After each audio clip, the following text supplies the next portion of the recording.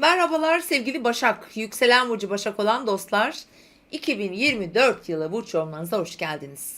Evet, bu burç yorumları Mart ayından sonrası için geçerli ve yılın sonuna kadar yaşamlarımızda bizleri neler bekliyor? Yükseleni, güneşi Başak olanlar tabii ki yükselen burcunuza göre izleyin. Ay burcunuz Başak olabilir. Bu çok önemli. Yine burada değerlendirin. Bunların hiçbiri olmayabilir ve diğer gezegen yerleşimlerinizde mesela 2-3 tane yan yana Başak Burcu'nda bir yerleşiminiz varsa yine etki alacağınızı söyleyebilirim. Lütfen izleyin. Ve bu tüm burçlar için bu söylediğim geçerlidir. Burcunuz olmasa da mesela işte Koç'ta, Boğa'da, İkizler'de, Başak Burcu'nda, Aslan Burcu'nda yerleşimleriniz vardır ama burcunuz o değildir mesela. Mutlaka oradan etki alırsınız. Doğum haritamız bir bütün. O yüzden de takip etmenizi tavsiye ederim. Tabii doğum haritanızın elinde bildiğiniz yerleri varsa. Evet sevgili Başaklar, bu yılın Haziran ayına kadar olan süreçte Jüpiter'le başlayalım. Jüpiter hala Boğa burcunda ve sizi desteklemeye devam ediyor ve bir takım bazı Başak burçları bir geri dönüş yaşayacaklar. Yani yarım bıraktıkları, başlayıp emek verip mesela geri döndükleri, tamamlanmakta belki bazı sıkıntılar yaşadıkları bir takım sorunlar, konular yaşadılar. Neden? Çünkü Satürn Balık burcunda ve tam burcunuzun karşıt alanından geçiyor 2023 yılından beri ilişkilerinizi bir takım zorluklarla sınıyor.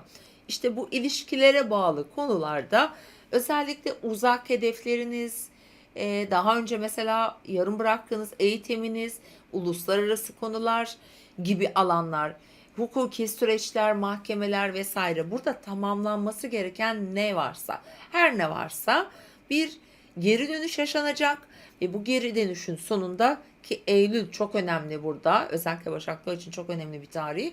18 Eylül Satürnyen bir tutulma yaşanıyor ve ilişkiler evinizde Başaklar için çok çok önemli bir tamamlanma. Bir takım Başaklar Eylül gibi bazı ilişkileri sonlandırabilir, bitirebilirler. Ve mevcut ilişkilerinde bir kararsızlık yaşıyorlarsa hani Satürn buradan geçtiği için söylüyorum. Evet zorluklar verebilir. İkinci, üçüncü alternatifler yani olayı düzeltmek, üzerine gitmek ya da işte yeniden sağlamlaştırmak için. Böyle etkileri de vardır. Çünkü Satürn aynı zamanda sağlamlaştırma gezegenidir. Kök salma gezegenidir. Ve Eylül'deki tutulma ile beraber eğer altyapısı yoksa yıkar. Ama varsa evet sarsıntıda olan ilişkileri yeniden güçlendirebilir. Yani Başakların ilişki dinamikleri çok önemli olacak. Bilhassa yılın sonunda. Bir durum daha var. Yine çok önemli Başaklar için.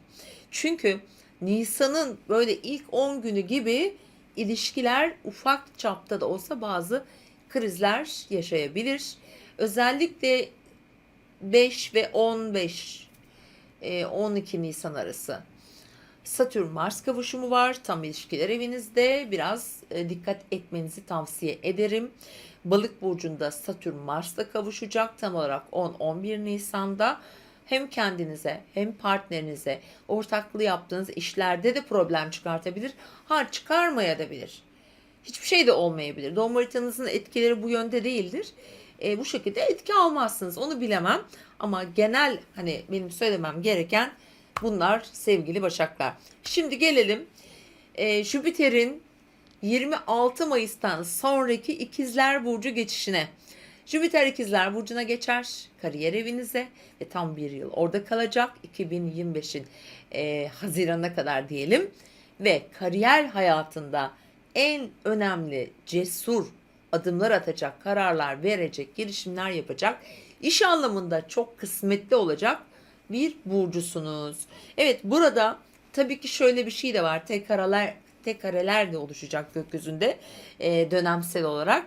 Mesela Başak, Balık, İkizler işte Satürn'ün işte Jüpiter'li kareleri falan mevcut olacak. Burada abartılar da olabilir. Engellerle de karşılaşabilirsiniz. Risk alırken kontrollü risk almanızı tavsiye ederim. Diyelim çalışıyorsun. iyi bir iş, alternatif teklif geldi mesela ya da yeni bir iş projesi geldi, yeni bir anlaşma geldi. Her neyse her şey olabilir mesleki anlamda. Burada çok kontrollü olmak lazım ama gerçekten büyük fırsatlar da getirebilir. Onu da söylemek istiyorum sizlere. Evet efendim, yıl boyunca para hanenize de artılar yazılacak. Çünkü Jüpiter Haziran ayından itibaren maddi konularda burada destek vermeye başlıyor. Mesela kazançlar artar. Gelir düzeyi biraz daha rahatlar.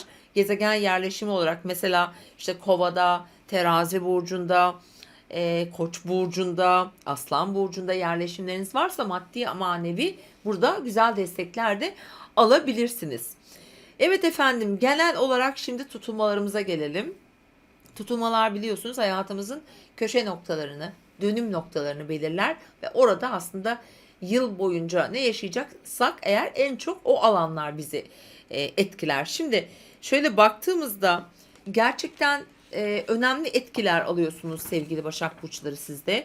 Mesela ya özellikle ev, aile, kardeşler, yaşam yeri burada çok çok önemliyken bir koç olduğu zaman burada işin içerisinde e, burada biraz zorluklar getirebilir. Nerede? Finanstan getirir. Para meselelerinde getirir. Paylaşılan kaynaklarda getirebilir. Çünkü tutulmalar para evlerinizde karşılıklı olarak aktif olacak. İlk 25 Mart'ta.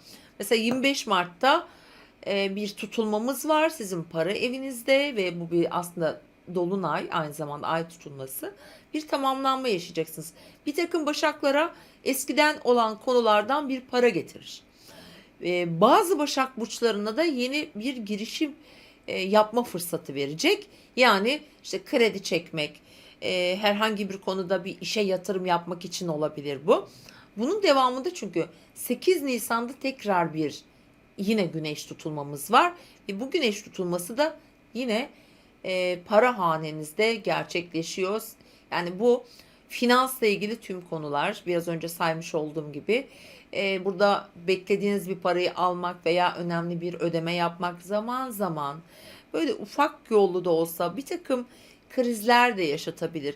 Mesela borsaymış gibi yatırımları ilgilendiren konularda başakların çok dikkatli olması gerekiyor bu yıl. Aldıklarına verdiklerini, ki özellikle bu saymış olduğum zaman yani Mart'ta, 8 Nisan'da, 2 Ekim yine çok önemli, ki 2 Ekim yine önemli bir tutulma zamanı sevgili Başaklar ve yine para evinizde. Yani finansal konularda kazanacak da aynı zamanda Başak Burçları. Ama riskli adımlar atarlarsa da hani burada kayıp yaşama olasılığı da var. Çünkü burada tutulma hattı var. Tutulma hattı neredeyse orada biraz bizi zorlar. Oradaki enerji akışı önce biraz zor gelir, sonra işler yoluna girer. Öyle düşünün lütfen. Dolayısıyla da eğer böyle bir girişim yapma hedefiniz varsa öncelikle benim tavsiyem, mesela Nisan burada sürpriz olur, güzel olabilir, beklemediğiniz haberler getirir.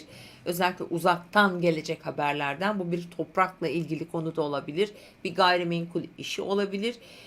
Veya böyle toprak burcu olduğunuz için toprakla da aslında haşır neşirdirler. Ve biraz zor karar da verebilirsiniz açıkçası. Başakların zaman zaman böyle zor karar verdikleri durumlar da olur. Şimdi Plüto da artık Kova'ya geçti. Tabii Haziran'da İkizler Burcu'na geçen Jüpiter'le güzel açılar yapacaklar ve mesleki anlamda Başaklar için çok önemli bir zaman olacağını söyleyebilirim.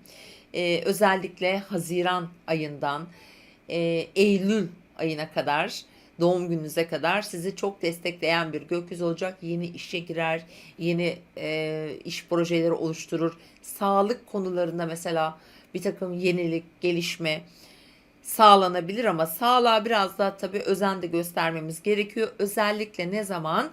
Nisan ayı biraz zorlu olabilir efendim. Çünkü Nisan ayında hem sağlık, eşin sağlığı, eşin işi, kendi işiniz gibi konularda devreye girme olasılığı var. Bir de Ağustos biraz bizim için dikkat çekici gözüküyor. Evet, ve yılın sizin için önemli bir zamanını da söyleyeceğim. Tabii ki Eylül dedik. Ve Eylül gerçekten çok önemli olacak. Yani sevgili Başaklar, hayatınızın çok önemli bir dönemi olacak. 3 ve 18 Eylül hem bir burcunuzda yeni ay olacak hem de bir tutulma yaşayacağımız bir dönem. Yaşamındaki ilişki dinamiklerine önemli sınırlar koyacak, ciddi kararlar alacak. Hatta bazı başaklar aslında evlilik de getirebilir. Öyle de söyleyebiliriz. Evlilikler, ortaklıklar, yeni işler de getirebilir. Her burcumuzda olduğu gibi gerçekten sizde de çok önemli etkiler var. Tabii yaşınıza, doğum tarihinize göre bunlar mutlaka değişiklik gösterecektir. Biz burada genel konuşuyoruz sevgili dostlar. Umarım her şey istediğiniz gibi olur. Son olarak şunu da söylemek istiyorum. Bu yıl en çok enerjinizi harcayacağınız konu ilişkileriniz olacak sevgili Başak Burçları. O kadar yoğun bir enerji olacak ki burada çok mücadele gözüküyor açıkçası. Özellikle böyle Nisan dönemlerinde.